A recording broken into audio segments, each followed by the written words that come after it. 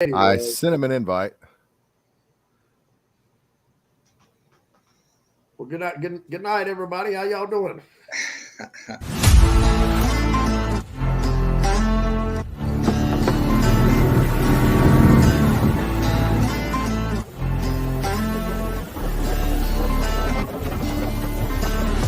It could be better, couldn't it, Junior? Yeah, this sucks. Yeah, Junior, this sucks, man. Let's get a count here. Let's get a count. This sucks bad. Killing the black bass.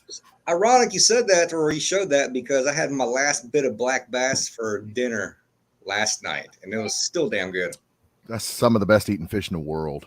That to me too. That's my favorite saltwater fish, without a doubt. Yeah, I had a couple guys. T.O. Cobb was one of them. I forget the other guy's name. Ask about the HSBC. Pete, you want to go over that real quick at the beginning of the show? Let's do that a little bit later as we gain some viewers. How's that? Don't want to do it initially right off the bat, but give it about 15 minutes to talk about it.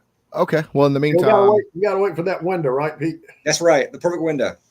That's right. In the meantime, Wes, you mentioned before the show started, you mentioned Lake Kiowee. Didn't Lake Kiowee hold the striped bass state record at one point? No. Okay. I'm getting it confused with another lake. Hartwell had it. Terry McConnell caught it on Hartwell, and then 3 or 4 years later, he broke his own record on Russell. Well, maybe it's North Carolina I'm thinking about.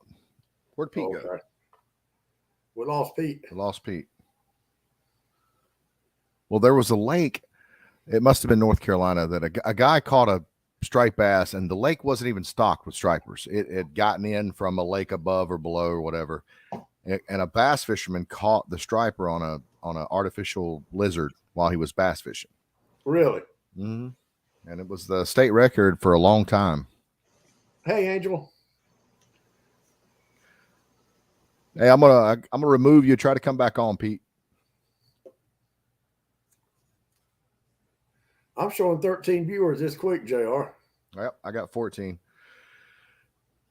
So I remember years ago, Wes, I fished Lake Norman. Here's Pete. Let's get him back. Well, okay, you got him. I accidentally hit the power off button. Oops.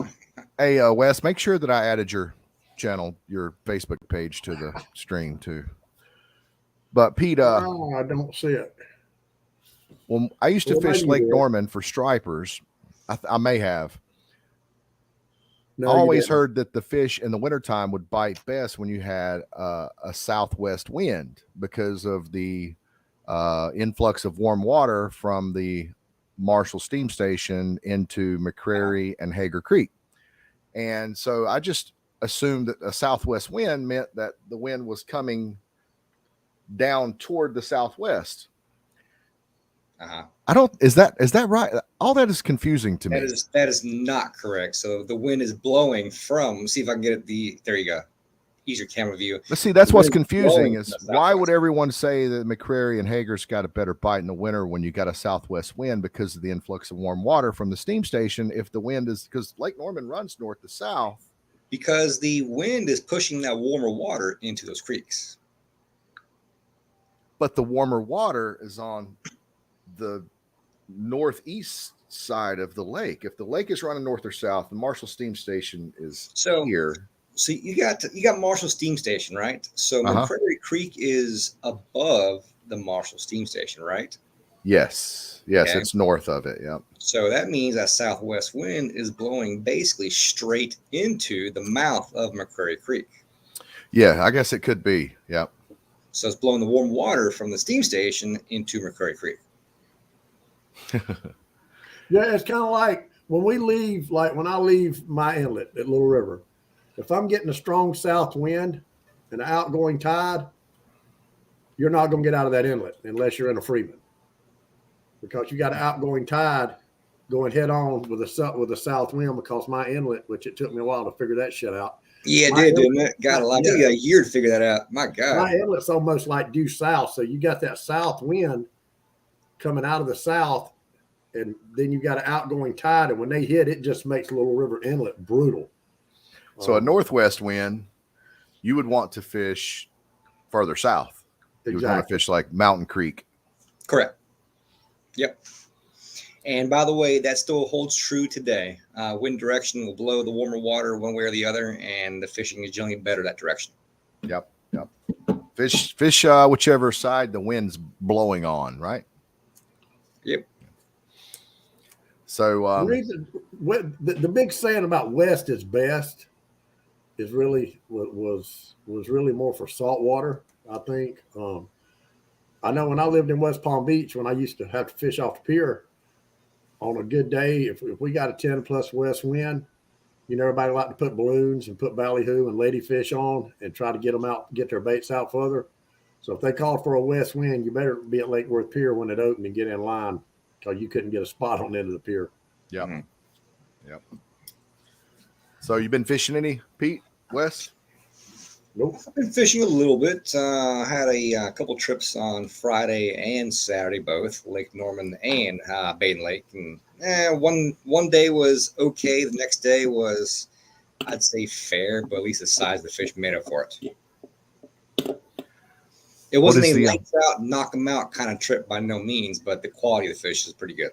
I haven't been on the water in a couple of weeks. I'm assuming that water temp's probably getting down around 50, maybe even upper 40s by now. Should be right now, yes. When I was out there in Lake Norman on Friday, I rode from Governor's Island all the way up to State Park and above the islands, and consistently saw 54 to 56. Well, that's what Hartwell is right now, 56 degrees. Well, what time of the day was that, Pete? That was all day long, sun up to almost sundown. Oh, well, the temperature is going to increase as the day progresses. It's going to increase and decrease at which part of the lake you go to. But it was consistently, from the moment I put in, I saw 54. I rode down lake, I saw 56. I saw 54 again. I saw 56. I might have seen 57. And then I saw 54 again. So what time did you get out there? 7:30 a.m. Okay. So that bait there should be a lot of bait, especially threadfin shad headed to the backs of creeks. Should be pulling out of the backs of the creeks. Well, there's going to be some that are going to pull out, but some are going to stay back there and die. You got some die off back there, and once that water temp hits the mid 40s. Yeah, somewhat. That's the question. Is like, what kind of bait is dying back? I'm assuming it's threadfin. It's all threadfins, yeah. The smaller threadfin will die quicker. Is it threadfin that is dying out? Like once they move back out into the main channel, you think it's mostly threadfin that's dying? Yeah, the gizzard shad are very hardy. I mean, I've seen small gizzard shad stuck to the bottom and they'll survive. And then, of course, your LYs and herring, they stay deep the whole entire time. So they do fine. Mm-hmm. They do. The biologist did an acoustic tagging project on Lake Norman. They did the tagging project where they were monitoring harvest rates and everything. You could get $100 when you catch a tagged fish or whatever. Yeah. They also did an acoustic tagging program where they actually had receivers all over the lake, and they could tell when a striper was caught. They could tell they knew what the water temp was, the location, how deep it was, all of that information. Yep. And I thought it was very interesting because one of the things they found out was in the summertime, a lot of those fish, like when we had stripers, they were actually 99.99 or 100% of the stripers were down at the dam in the deep water, down there in that hypolemia and thermocline and that deeper, cooler water. Where the microorganisms were. Yeah, that's right. And what they found with the hybrids is they don't necessarily all do that. A lot of them will be at the mouths of creeks. That's correct. Especially on the lower end of the lake. Like you mentioned Davidson Creek earlier, they'll be like the mouth of Davidson, which is that's pretty much like the main lake, right? Because that's a pretty huge creek. I've actually followed up with the studies, and they found that there's 3 areas, maybe 4 areas actually, that these hybrids would summer at, basically. And one would be up around the state park area, the river area right in there. Yes, there are some resident hybrids that stay there all year long. The second one was down towards marker 13, which everyone knows about that area there because it gets hit pretty heavy. Marker 13, which is where Mountain Creek, Willows Creek, they all come together right there. Mm-hmm. The next spot was where you mentioned right there, the mouth of Davidson and the whole area. And I'm pretty sure some go down south to the lower dam there. But one part that wasn't mentioned much is a huge school of stripers, a huge school of hybrids summer towards the back of Davidson Creek as well. And those are the ones that don't get any pressure, and those are the ones that seem to grow the best on our lake because, again, they don't see the pressure. There's a lot of bait in that area that time of year too. And then, of course, no one fishes there because of all the damn boat traffic daily, sun up, sundown out there. A lot of boat traffic. Yeah. It's going to be interesting as they progress these studies because, there's got to be a ton of information that they just haven't processed yet. Yeah. With all the pinging but I heard that more of your bank anglers are keeping the fish versus boat. I think only like 50% of boat anglers actually keep the fish. But that's a weird because that's weird, but you don't really know because there's way more boat anglers than there are bank anglers. And most of your bank anglers are fishing for meat. True. Exactly. Yeah. I heard that something's changed or I might be thinking about Wiley. As far as the hot holes go on Lake Norman, we have the hot water discharge at the Marshall Steam Station, which comes out a little north of Mountain Creek, right there below 150. And then we have the McGuire hot hole. Has anything changed with those hot holes, or are they're still pumping out warm water? I'm not terribly sure about that, to be honest with you. I do know that the steam station there, they did some work to it to where they weren't pumping out as hot water as they used to. Yeah. The nuke plant, I think, still pumps out consistently hot water overall. I do know a few years ago they're doing some work on a reactor or some crap like that, so the water was not as hot coming out or not as much current coming out as well. But I don't know if that has been fixed. What's going on at the skimmer wall right there? Why is there always like loads of bait and loads of birds? There's a lot of current there. That's why. All that action right there on the other side of that skimmer wall where we can't fish. That's the intake? Yes, that's correct. So the water goes under the wall there. There's I guess there's some grates down there where fish and bait and everything can go through. And it's a steady current that goes in there.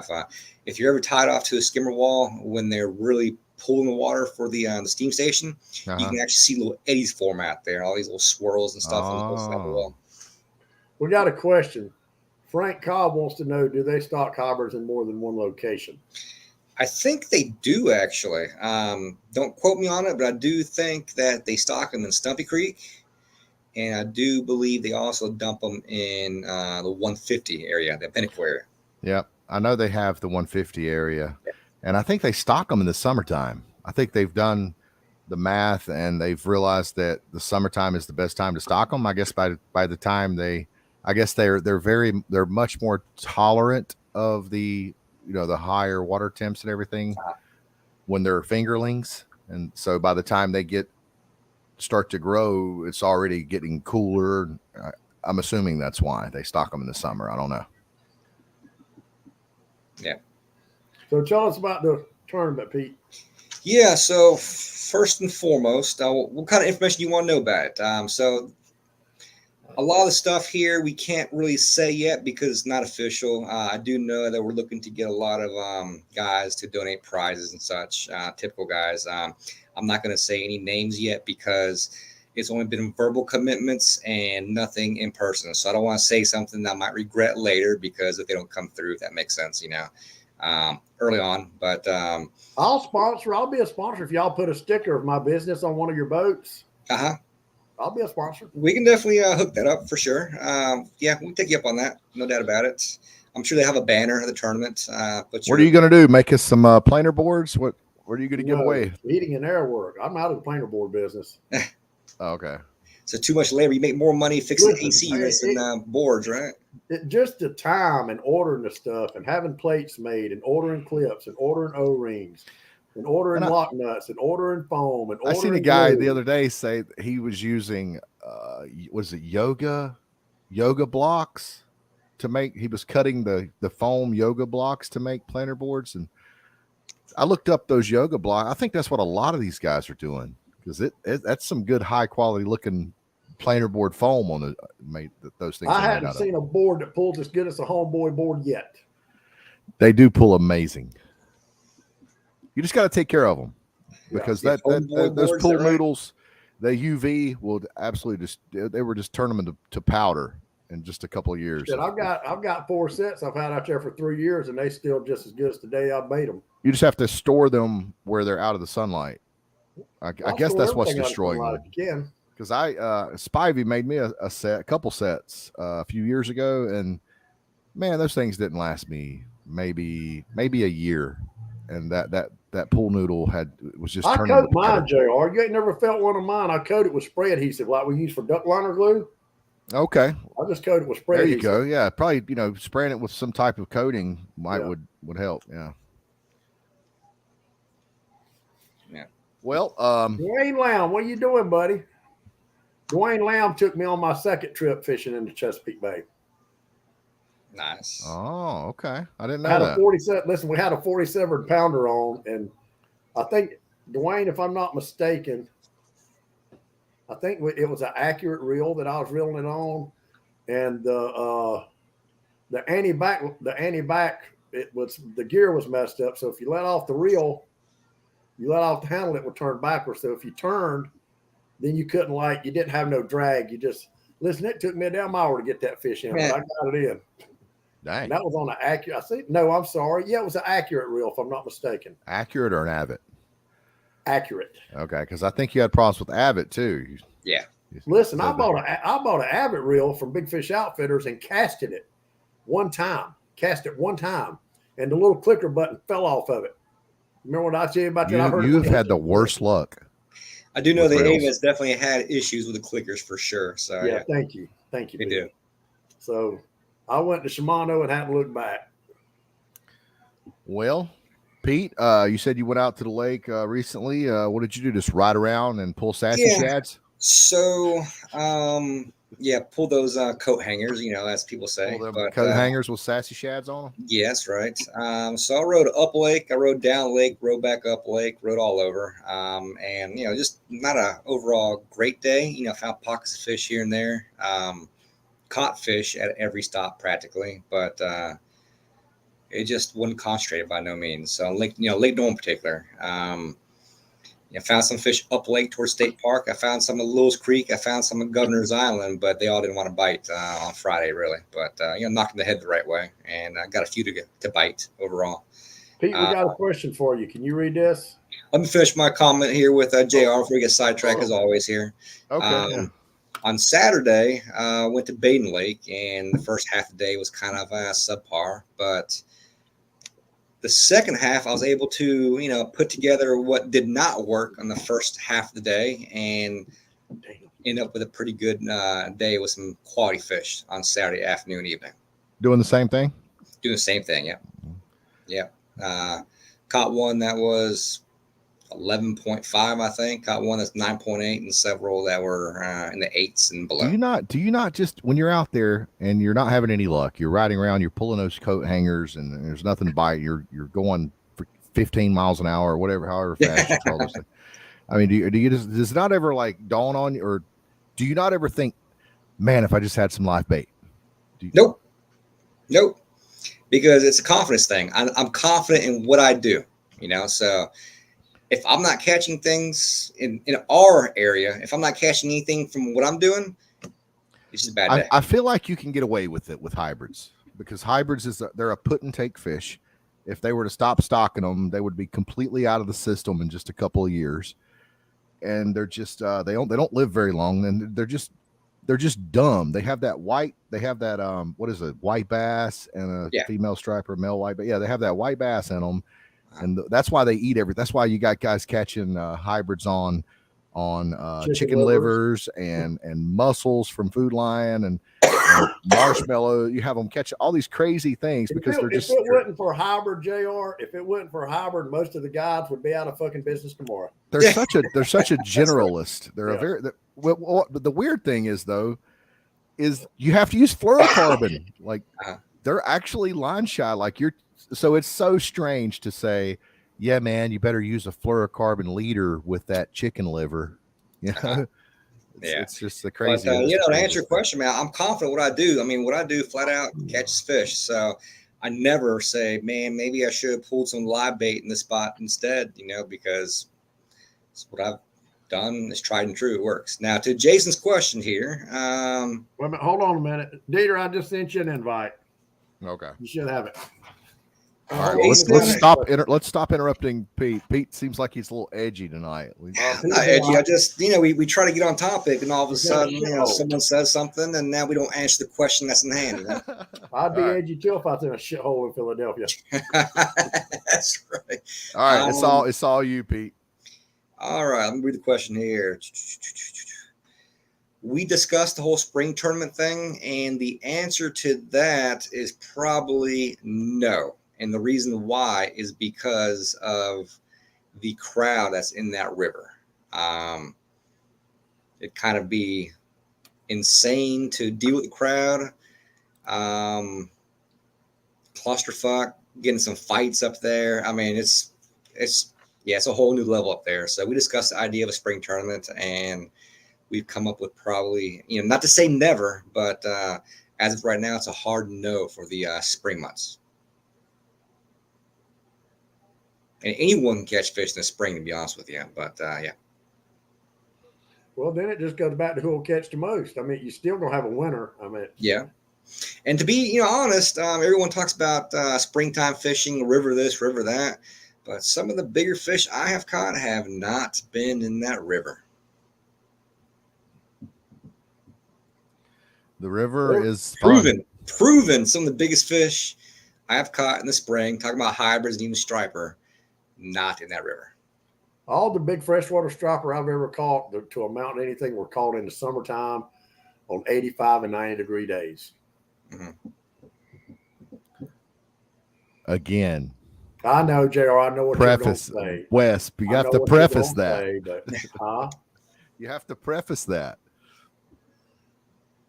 Okay, I was in Tennessee. But anybody on here that because you got people out here thinking, oh my God, Wes Rose, that Real Fisherman show? He said the biggest striper he's caught was in August when the water tip was like 85, and they're going out there, and it's not happening. No, I'm pretty sure most of you viewers on here know I fish Tennessee. If they don't, go to Tennessee, hire you a guide, and let them show you how to catch fish up there if you've never been. Now hybrids can tolerate it. Yeah. All right. So is that or is that all the information we're getting on the HSBC? Yeah, so we're actually talking about that, and Wes interrupted us as well. So about the HSBC. So don't know yet as far as who's going to come through with the prizes and such. So, we'll talk about that more as time comes closer because, biggest thing we're waiting for after the holidays, then we're going to start getting more persistent with talking to folks out there. But with that said, as of right now, we do know that it's going to be at Hager's Creek, which is the same place as last year.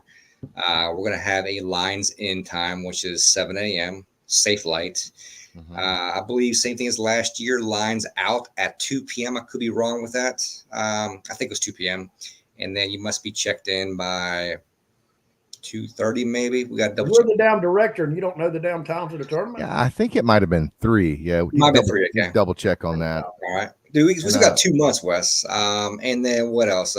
We'll have a registration time between 5 and 6:30, I believe it is. And so that's the meat and potatoes overall. It's gonna be a 4-fish weigh-in. Of course, legal length 20 inches. I thought y'all were going to do 2.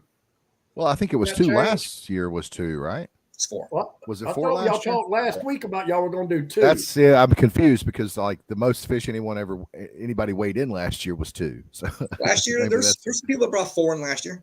I think there were maybe 6 people that brought in 4. It wasn't many. It was only the top 11 that brought in 2 or more. And he's right, JR. He did say 2 because if they'd wanted to go 4, it'd been that time of year and so cold, people felt like they'd have to catch more fish.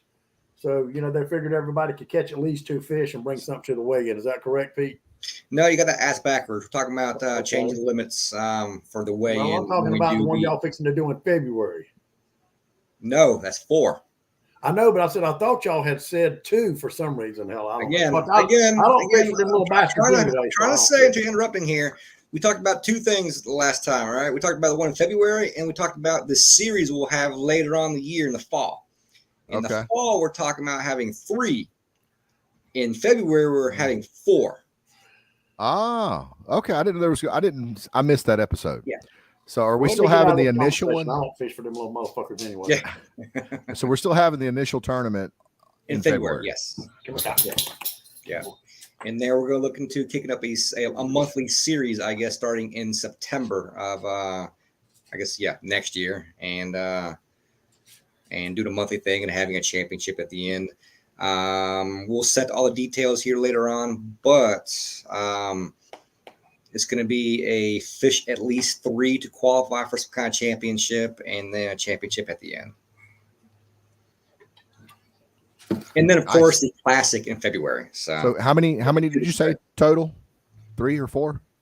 You have to fish at least 3, I think, is fish or pay for at least 3. 3 of how many? All of like the 5, I believe it is. 3 of the 4, maybe. And we'll see how it progresses. What lakes are they going to be on? Is it all going to be on Norman? All Norman. Yeah. Okay. Kind of like the old-fashioned Lake Norman striper swiper stuff. All at Hager Creek. That will be negotiable when that time comes. Okay. Dieter. What is up, boys? What's up? Wes is glad you're on, Dieter. Pete's been bullying Wes. Can you hear me?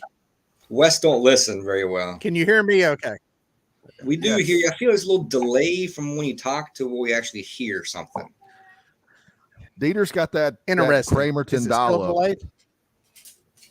Talk again. Is it normal now? Does it sound right now? It's about a half. It does look like delay, the maybe about a second delay. Here's what I'm gonna do. I'm gonna click out of here and re-sign back in. There you go. All right, let me try that. Yeah. Let's see. Did you answer Frank's question, Pete? 4 per boat? 4 fish weigh in for the tournament per boat. Yes. Per boat, yeah. And how many anglers can there be on a boat?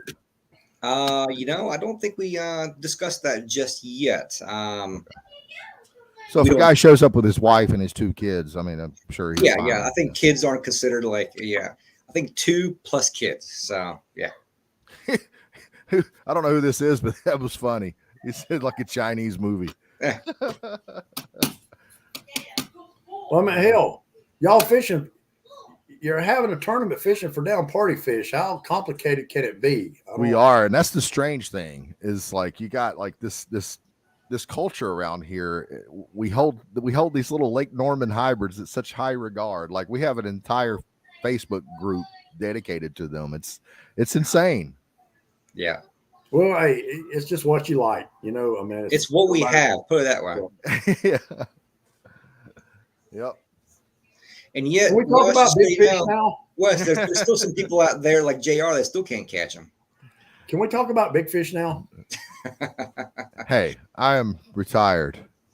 As long as it ain't no catfish, sure. I am going to fish that HSBC though. I am going to fish that.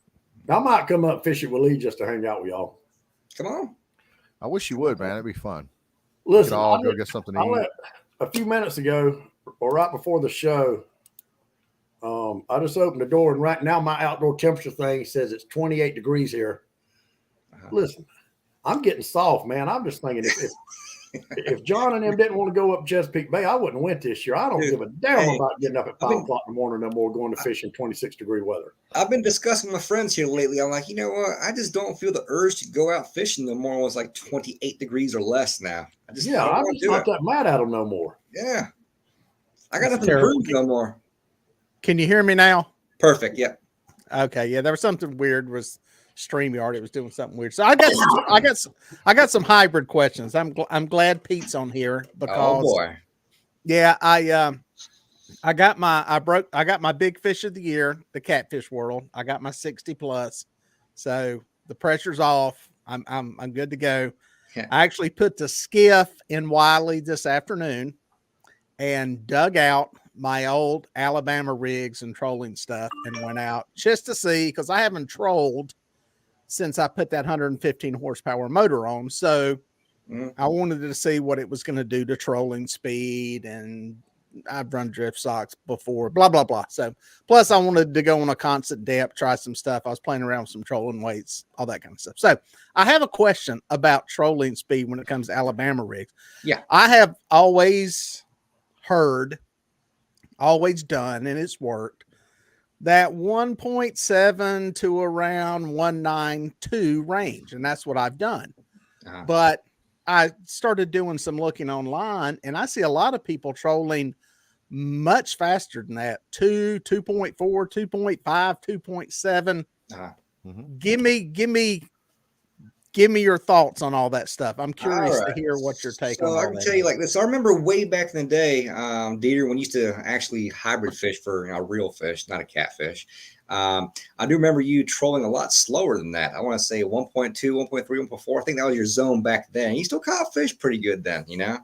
It was 1.7. 1.7 was the magic number. Gotcha. Because that's when I would see the paddle tails start to move. And gotcha. Okay. That's what I worked. And you must have been using them sassy shads, because you throw a Kitech on there, them tails are moving no matter how fast you're going. If you buy the right sassy shad, they'll move. Well, that's another set of questions that we'll get to. But go ahead and finish. I want to hear what you're going to say there.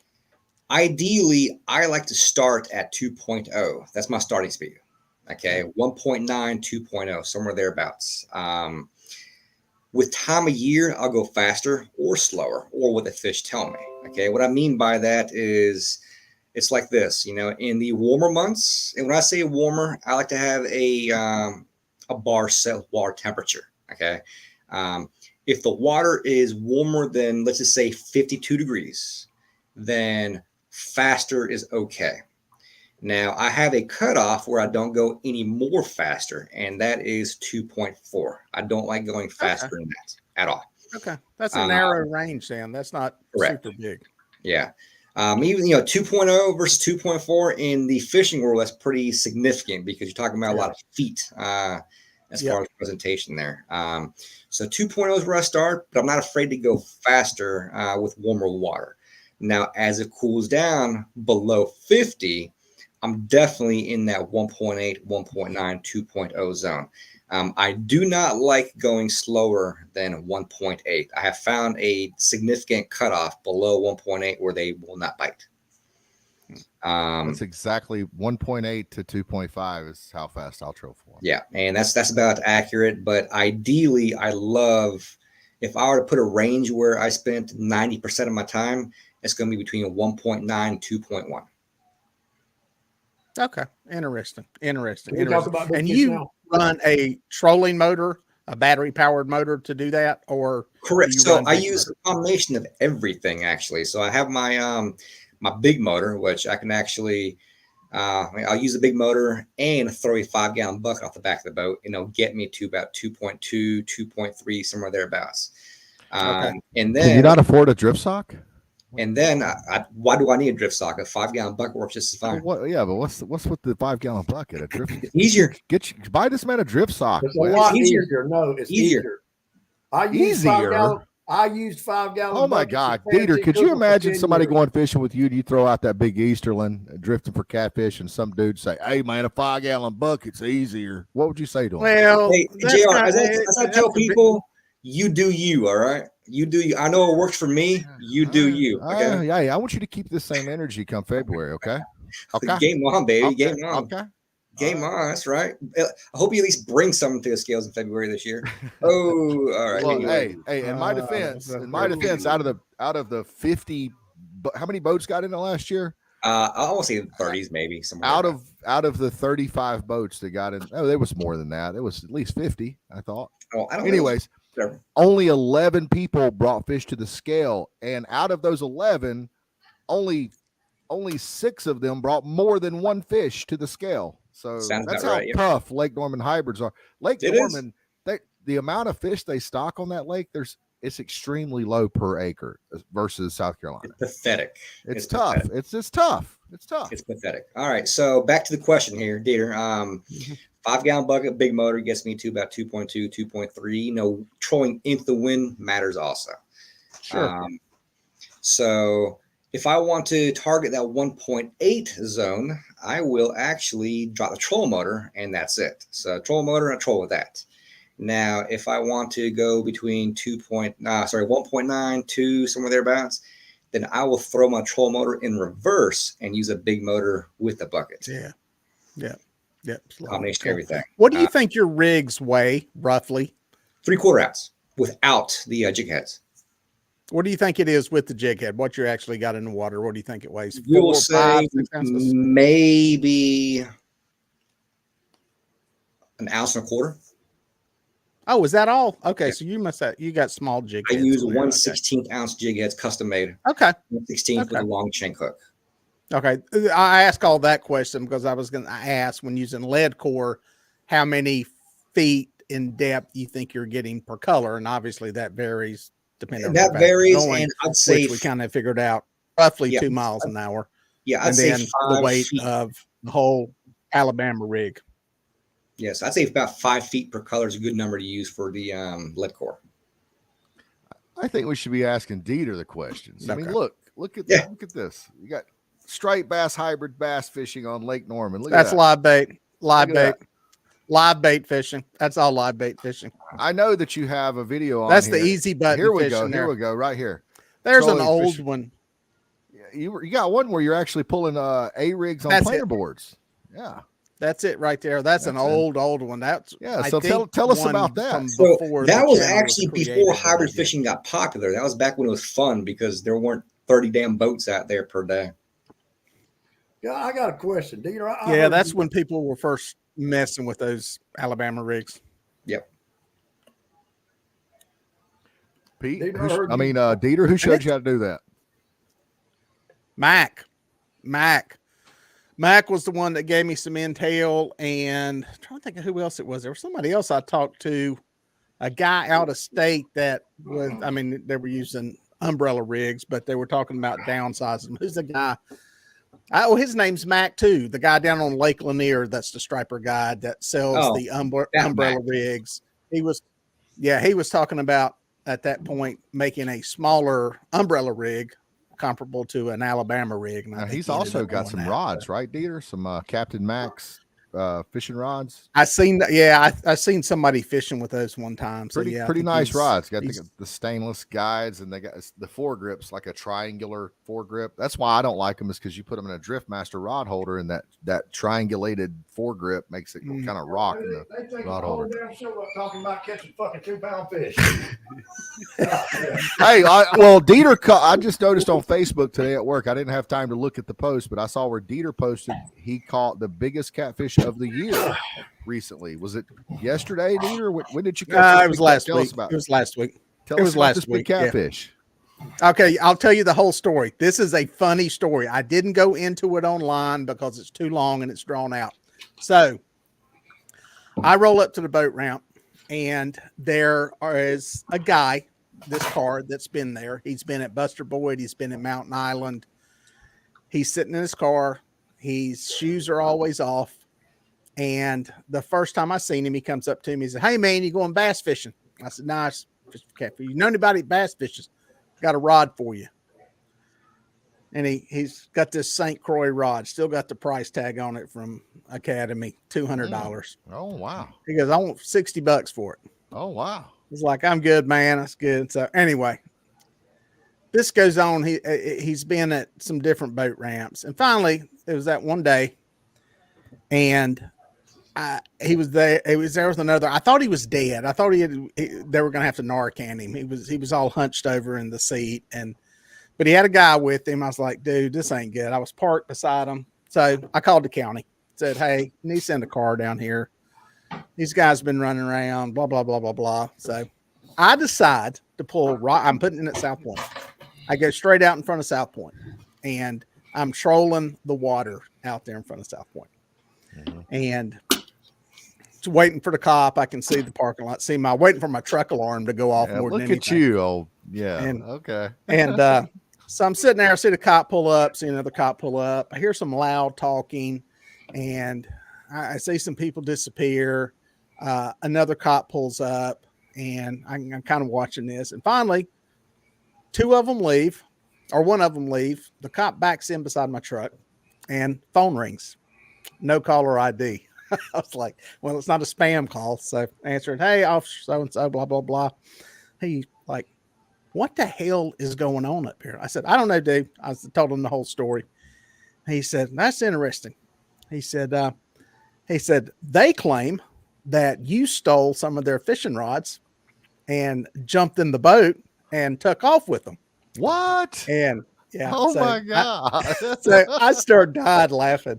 And I said, I'll tell you what, I'll throw a towel across my rods. And if they can name and describe any of the rods in this boat, you can take me to jail. I said, or I'll challenge them to a lie detector test, whichever one they want. And anyway, I said, hey, do this. I said, I meant an officer I knew was working. I said, hey, you know this guy. I said, give him a call. So he calls him, and he said, all right, I'll hit you back. Get off the phone. 2 minutes later, my phone starts blowing up. My wife's calling, laughing because she knows him. He's already called her. It's just. So, well, thank God you knew somebody. I mean, what would have happened had you not known the well, cop? I mean, let's go take a lie detector test. We'll all just go in and do. I'm sure the police knew smell bullshit right away. Yeah, they could tell. So anyway, that's I say all that to say, I never left that area, and I kept trolling right there in front of South Point Ramp. And that's where I ended up catching the 42, 43, whatever. So because you were nosy, you caught a big fish. Yes. Yes. And was literally finishing up right directly in front of the ramp, right on the river channel drop there. And that's where I caught the big one, the 62, 63, whatever it was. So, oh, wow. Thank you, McMath heads, for putting me on. So, well, that's where I caught my 61 that you came out there with me to weigh that night or that morning. So maybe you caught the same fish, just gained a couple pounds since then. Yours looked fatter than mine. Was really long. It was like 49.5 inches long. It just had no girth to it. Yours looked like a football. I mean, yours was like, yours had to have 36, 38 inch girth on it. It was a big old thing. So, but yeah, that's the story behind that. So that's an awesome story. So wait, you said what? 60, how much? 63. I think it was 65 in the net. Oh my God. So that's your PB.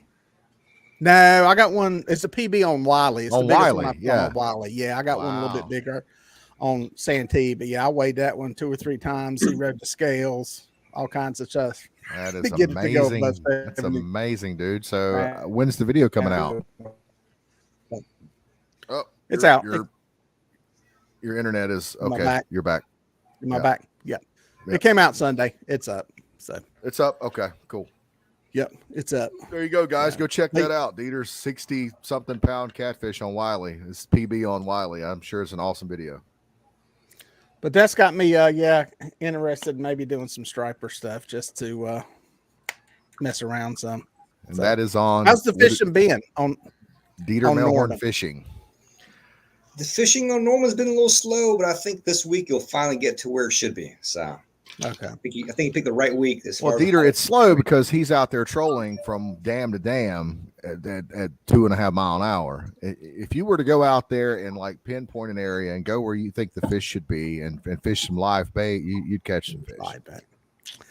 Yeah, I'm probably going to go the Pete route and a more technical fishing, as I call it. So that is less technical because you're just trolling. You're just blindly trolling whenever you're pulling Alabama rigs. You're blind. I think it's a lot more technical. I think that's why you don't catch a damn fish, because you're just blindly trolling. I think that's when I go fishing, I catch fish. Listen, I heard Dieter say something, and I've been hearing this for years. And anybody that don't like what I'm going to say, here you go. Take that. Oh boy! I love the easy button. I'm not going to go fishing and try to do something where I might catch a fish or try something different. When I'm spending hundreds of dollars to go fishing, I want my best chance to catch a damn fish. But that's just me. I don't know. I don't understand people talk about that easy button. You show me that easy button, I'll push that son of a bitch every time I get in a boat.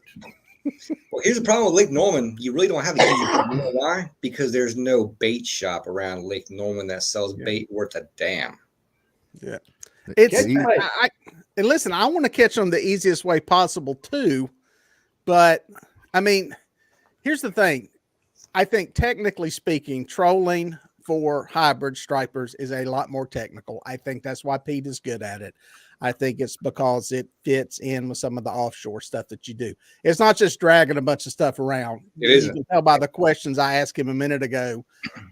He knows as well as I do. That's answering a bunch of little details that if you're off, you're missing the fish in that type of fishing. And it can be when it's great, when it's on, when you're on them, it can be multiple fish on each rod and you look like a hero. But the same can be said for downlining for stripers. It's not a lot of work for a 2-pound fish. That's almost let's discuss this for a second. What it is for where it's at. Let's discuss this for a second. Fishing for the fish that are in the reservoir. Yeah, there's bigger ones. I'm not going to drive to Tennessee tomorrow morning to go try to catch them. I'm not going to drive Chesapeake Bay, but I may be driving up there the second week of January if you're still going. Wes called me earlier, and I'm definitely going, and he asked, "Were you going?" I said, "You know what? I do not know." I said, "If he does, I'm not going to make a video if you do go. I'm going to help you get some footage or whatever. However, I can help you. I might get enough footage to make a couple of shorts or something like that, but I want like the lifestyle video or whatever I'm assuming that you're going to make. I want to help you get the content for that. But let's discuss this. I want to discuss this live bait versus artificial bait on Lake Norman or any other reservoir for that matter. No, you can't say any other reservoir. You got to be particular to a certain lake. Listen. If I get up at 3:00 in the morning and I go out to the lake and I take my 10-foot Betts Super Pro and I throw that thing 50 times to catch several dozen alewives. And I look at a topographical map or my GPS, whatever it is I want to look at, and I go find pinch points, high and low places, humps, mouths of creeks. I'm looking at certain areas, and I'm concentrating my troll because I'm only moving at 0.2 to 0.5, 0.7 maybe. I have to be critical of where I go if I want to catch fish. I have to go where I think those fish should be based on the seasonal pattern. Now, I could take some A-rigs and I can go out there, and it's not that hard to fish at. You say it's technical. It's really not that technical. Like we said, 1.8 to 2.5, throw your drift sock out, use your gas motor, or you can use your trolling motor, whatever you want to do. You're covering water, blindly fishing. You're blindly fishing.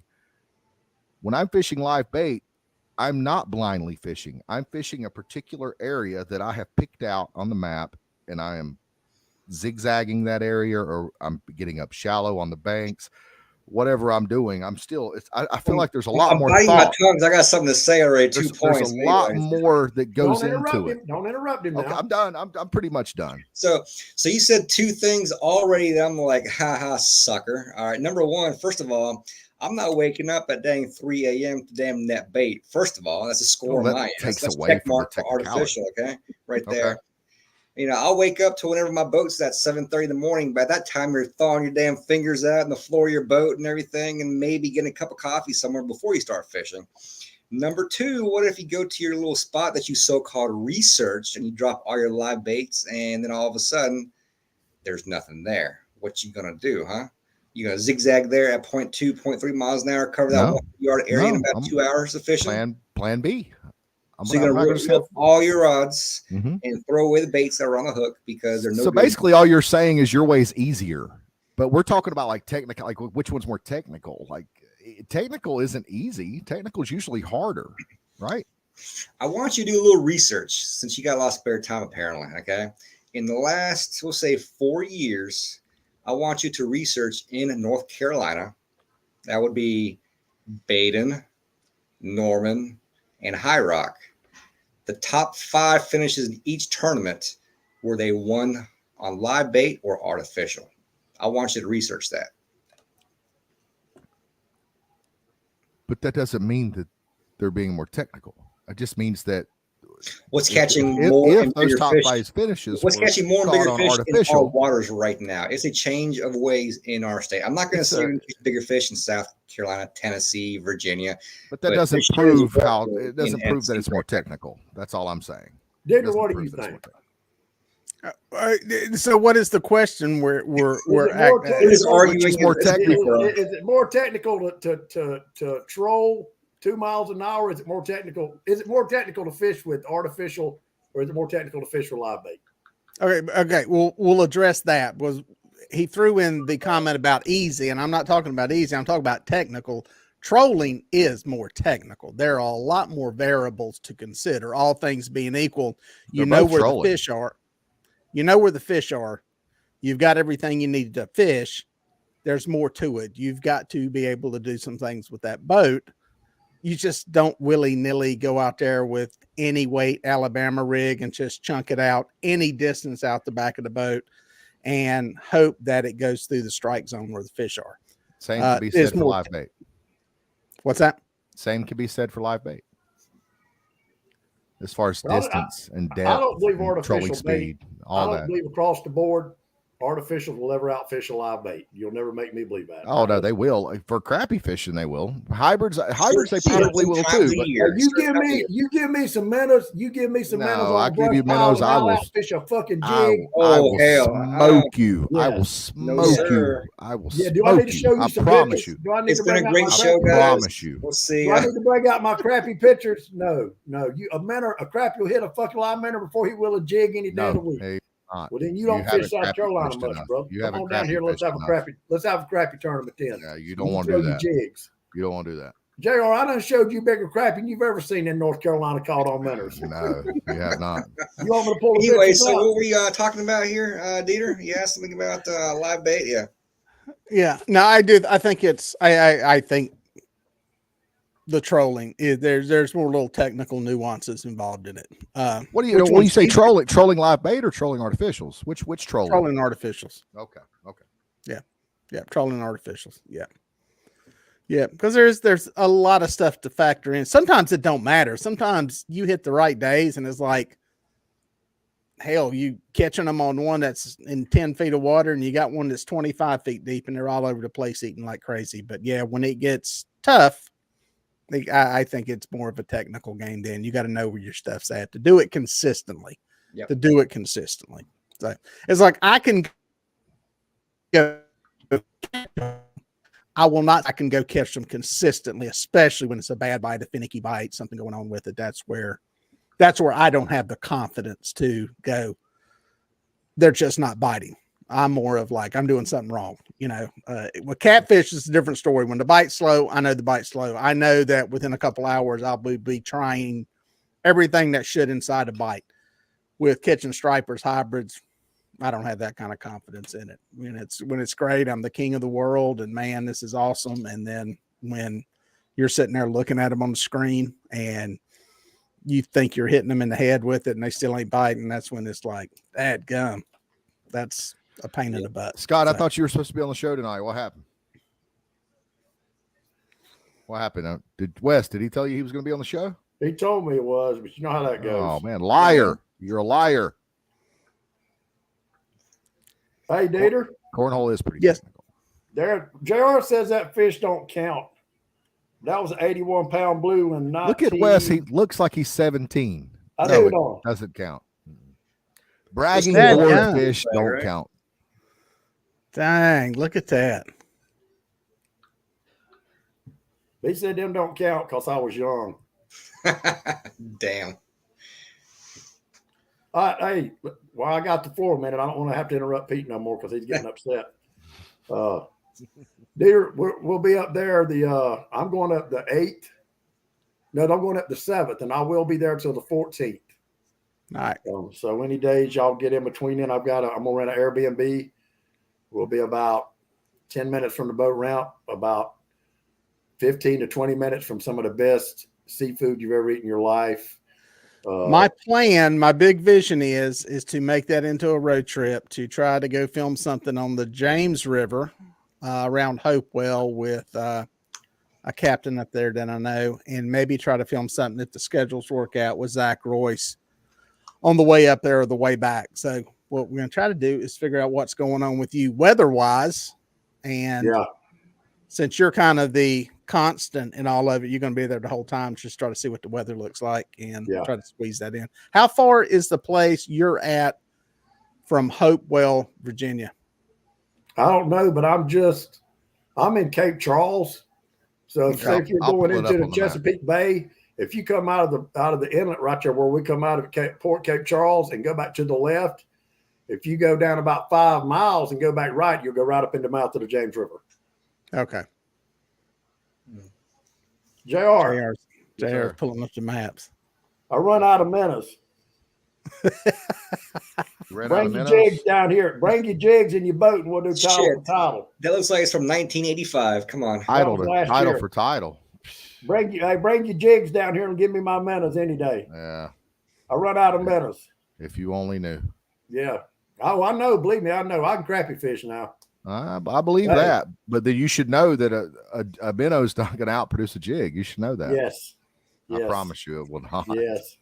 Live scope has taught me a lot as far as minnows and jigs. I'm going to tell you that right now. So there's times we'll hit minnows, there's times we'll hit jigs, and there's times we'll hit both. Is it true that live scope is the most frustrating thing in the world when they won't bite? Oh, yeah. I've heard that from a lot of people. It's like it's one thing to mark them on traditional sonar and not catch them, but when you can see them swim up to your bait and then go away, it's like. Tell you what I've had. Now. Here's Hopewell, Dieter. Okay. So you're gonna be putting in here on the James River. If you zoom out, the James River dumps into the Chesapeake Bay, right there. Okay. So are y'all fishing in the ocean or in the bay side? In the Chesapeake Bay. Okay. So, yep. So you can see Hopewell right here, right? Right there. Okay, cool. And this is where they dump out on the way back to Gastonia, so that's good. No, JR, go down with your white mouse. Go down, roll, go up a little bit, just a hair. Go Cape to your Charles. right in there. Cape Charles area. Yeah. Right there. So from here, and if you go up here to the mouth, Bay Bridge, and go all the way up, this is where you're going to be fishing right here. Is that where we were, JR? Yes, that's the James dumps out into the Chesapeake right there. No, I'm talking about when we went to the James River. When me, you, and James Long and Scott Perry went up there. When we went, we put in at Hopewell and we fished about. Let's see. We fished about, I don't know, probably right in here. Now, how far up in that river is it considered brackish? How far before that water is totally fresh? Or does it depend on the tide? Does it change every day? I asked Adam, what's his name that fishes up there? Cook. Adam Cook that a while back, and I can't remember what he said. But yeah, I know they're catching blue catfish like out here at the mouth, like way down here, like where it's a lot of salinity. They're catching it catfish. Depends what happens. Yeah, they're out there eating on. It depends what happens with like a drought, like we've had. Saltwater pushes further up in, and then if you get a tropical storm like we just had, you get more fresh water getting dumped in, and the fresh water pushes further down. So, but yeah, the blues are apparently very tolerant of salt water, so they can catch them way on down. All right, well, Wes, it's been an hour. You want to call it, or you want to keep going? No, we'll hang out for a little while since Dieter's on here with us. So, Dieter, you mentioned the whole live scope thing. I've actually, several occasions, I've actually seen a crappie, got the crappie on the scope, throw a jig in front of it, and the crappie would literally go up to it, do 2 circles, swim off, hard charge it right back, swim 2 circles, swim off, come right back to it, and just disappear. It's crazy. So at that time, it's time to what? What do you do? It's time to call it quits and find the next damn fish. Or do you just change your baits? You change your. I do change colors occasionally. I have 2 rods with different colors on there, and if they react differently to color 1, color 2, then it's time to throw a minnow if he's still there. If you don't touch a minnow, he ain't gonna bite a minnow. Now, Richard Skirp says that he said he finds it interesting comparing the speed of trolling. He says he fishes Kentucky and Tennessee waters, and the Alabama rigs and umbrella rigs that we troll at speeds from 3.0 to 3.5, which are significantly faster than what we troll. People talk about that. Yeah. Does that have anything to do with the amount of current up there, though? I don't know. That's probably it. I think that when you're up there, I know Wes has described it to me as surfing. Tell us about that, Wes. When you're going with the current, say, for example, in the Caney Fork River in Tennessee, Middle Tennessee, you're going with the current. You could be going as fast as 4 miles an hour, right? Yeah, we just call it surfing because even though your current, depending on how much water they're pulling, you have to move fast enough to keep your boards out. So you kind of got to compensate with the current. I have been coming down to Caney and trolling actually 6.5, almost 7 miles an hour, just to keep my boards out. And you got to have somebody on that troll. It's I've tried it by myself and it don't work. You have to have somebody on that trolling motor, and you have to have somebody working those boards. And I think JR can attest to this when him and Skipper and all of them went up there working those boards. If you're driving the boat, it's actually, you got the easy part, working those boards, letting them in and out around this log, letting it back out, pulling it in. It's really a job. Well, working the boards is a job, but Richard said that he's actually fishing lakes, no current when he's doing that. And yeah, I think that, maybe umbrella rigs you control faster. For one thing, you kind of have to troll them faster. Because they're heavier. Yeah. So fish they could definitely swim up to 3.5 miles an hour to hit a bait because the bait fish that they're eating on are swimming faster than 3.5 miles an hour. So that's actually what that Captain McElnear was saying, because in some of the videos I've seen him, he was trolling actual real umbrella rigs. But yeah, he was doing 2.5, 2.75, 2.8. And at first I was like, he's lying and just telling everybody to go too fast. But it's legit. Him and a lot of other people go that fast with those bigger rigs. And you're probably right. You probably have to go a little bit faster with them. But he said the same thing you said, JR. They can swim fast enough to chase those things down and hit them. So yeah. And depending on what soft plastic you're using, like, for example, a Kitech is going to get a lot more action at a slower speed versus a saltwater soft plastic like Pete uses. Do you think trolling artificials, and I've heard this either way, but do you think trolling artificials, you're getting more of a reaction bite than a bite because they're hungry or not hungry? I think so. Combination of both, really. Okay. If they're feeding, I don't think it matters what you drag in front of their face; they'll eat it, But more so, a reaction strike, and that's where the complexity goes into play, because where I mark them, I want to be above them. So I edit my speed, how much line I have out behind the boat, downrigger depth, all that stuff. And if you knock them in the head the right way, they'll eat it.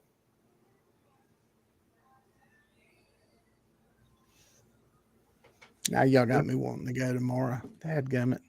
James Long said, Scott, let Heather open the mail. What did you send them, James? What did you send them, Scott? Have you ever heard that story, Dieter? No. I'm not sure exactly how the whole story went. All I know is James Long sent Scott Perry a package.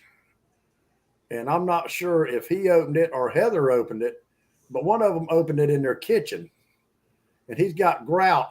Scott's got tile, unless he's changed it since last time I've been over there. He's got, it's tile kitchen with grout.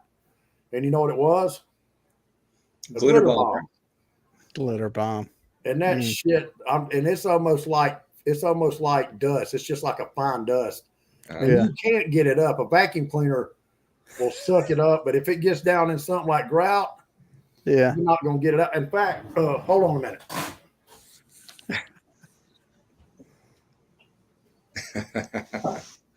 It's good to have friends. I haven't figured out who I want to send it to yet, but it would be one of these.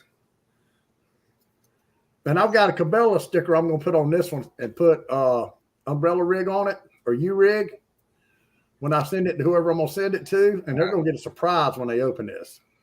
Well, don't you worry. I'm careful with packages that I open nowadays from some random person. That's why I wasn't gonna waste it on you. I already knew you knew about the glitter bomb. But let's hear, guys. Listen, I went to the bait shop today, and I've got to change all my reels because I've got 60-pound top shot on them with 80-pound braid. So I wanted to buy some 30-pound line for my top shot, and he only had one spool of Berkeley clear. So this is the only thing he had in 30-pound line, and it's actually a high vis yellow.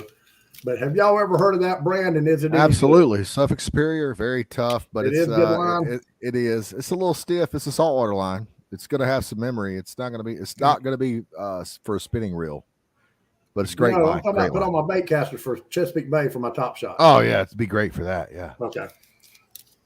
Because I've never used Suffolk's before that, but that's all he had. The only name brand he had. So. All right, I'm done. Pete, you can have the floor again, buddy. I'm done. I gotta be up at like 3:40 a.m. Yeah, somewhere there about. Home? No, 4:40 a.m. My bad. I got a little extra hour. Well, I hate to end it. It's. Go ahead. You flying back home, Pete, or flying somewhere else? Punta Cana tomorrow morning. Oh my God, Punta Cana. And back. So it's not like I'm staying there. That sounds like a disease you'd get on your feet if you didn't take a bath. It's like the best vacation destination in the world, man. Where's it at? In Punta Cana. I think it's never heard of it. Where's it at, Pete? Fucking Google Warrior. It's kind of hang on. Puerto Rico. I will let me Google map it for you right quick. So Dater, are you gonna come up if the weather's good or not? Yeah. Yep. I already cleared it with Mama, and everything. Like I said, I'm gonna try to pivot. I think Christian's got a lot of room and when he can fish. So we're just going to see. I think the Chesapeake Bay stuff is probably more weather dependent. I don't think it's going to be fun if it's blowing 30 miles an hour out there. Oh, no, it's not. I want y'all to know, by the way, that, hold on, I texted Dieter. Hold on 1 second here. I got to find it real quick. There's Punta Cana, Wes. Dominican There Republic. It is. All right. I want y'all to know that I texted Dieter on November the 10th and have not got an answer yet. That where I was at November 10th. I was in Kentucky deer hunting. So I had no idea. That explains that. Yeah. There's a lot of people still waiting to hear from me. Dieter, you remember the first time I talked to you on the phone? I bet you don't. Probably not. What happened the first time? You were down here in Greenville, South Carolina. Oh, what you were doing, but I was going to see if you wanted to go out and eat, and you said sure. You said I'll holler at you this afternoon when we get done, and we'll figure out a place to meet. And I never heard from you. I think we're doing that basketball tournament down there. Yeah, a basketball tournament. Yeah, and my afternoon turned into a night and everything else, and that's the way I've learned my lesson on that tournament. It turns into 14, 16-hour days. So. Now you're doing the women's. You want to go fishing one day on Lake Watery, and never got a response back. Watery. Yeah, on November 10th, I texted you. Listen, you guys are dealing with a superstar. It was all freaking crickets after that. Just be grateful that he responds at all. I'm bad. Right. I'm bad. Now's the dead season. So you text me now. I mean, I didn't call Wes back today because actually my daughter had surgery. So we were over at Levine. She had a what do you call it? A hernia. Nothing's super big deal, but we were tied up with her all day. So that's why I didn't call you back because I didn't know how she was going to be tonight. And how's she doing now?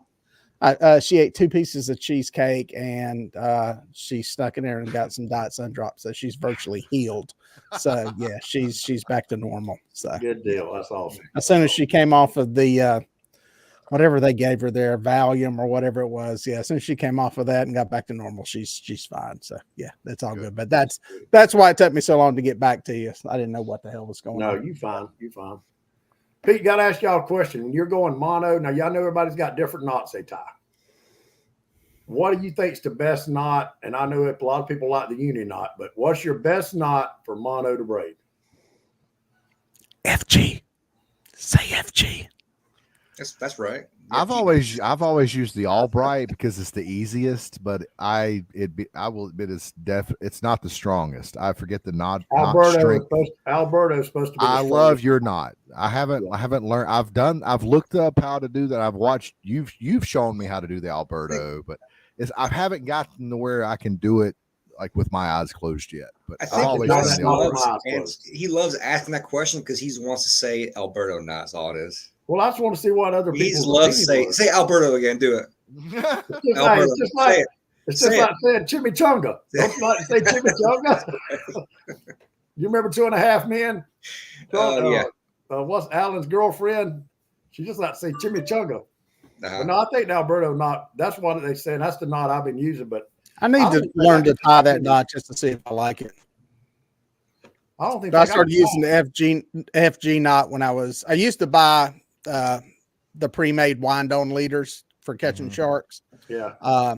And I got tired of spending the money to buy them, so I just tried, instead of going through the whole thing of doing the little handcuff thing, whatever it is on there, I just started learning how to tie the FG knot, and I can do a wind-on leader with that. But now, how does the Jerry Brown braid work? I hear that's the most expensive braid you can buy, but you have to weave your mono in it. Have you ever heard of that? Yeah, the hollow core Jerry Brown. Yeah, that's some expensive. I mean, that's some very. It's 10 times the cost of Power Pro. They have hollow core and solid core Jerry Brown. I have some solid core Jerry Brown on a spinning reel. Yeah, the hollow core. I don't do that. I'm sure it's great. I do like Dieter's talking about. I do a Bimini twist and a wind on. Yeah. Cat's paw. Yeah, that's what I used to do. They work. They get your sharks in. I'm a junk trash. Hey, fish. we gotta let Pete get to bed. He's like trash fish. It's been a great show. Well, Thank you. Hold on a minute. Pete's a grown ass man. He can get off here anytime he wants to. Damn. Hey, you see what I have to deal with, Dieter? Oh, I know. But oftentimes I'm like, yeah, let's go longer. But no, not this time. Well, we'll holler. Safe travels. Safe flight. Holler. Sounds good. Yeah, go ahead and end the show. End the show, Pete. No, ain't somebody went out into the studio. Me and you'll stay on here. Let them motherfuckers go to bed. Hey, All right, I'll tell you what. See ya.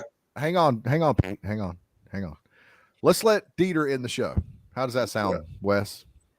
You good with that? Don't let me end the show. I don't know what y'all say when you end the show. It's something different every time. Just basically saying, good night, everybody. Blah blah blah. Whatever you want to do. I don't care. All right, I'll try. Alberto not. Alberto. All right, everybody. Thanks for watching. Thanks for stopping by. Until next week, JR, Wes, Pete. Y'all have a good evening.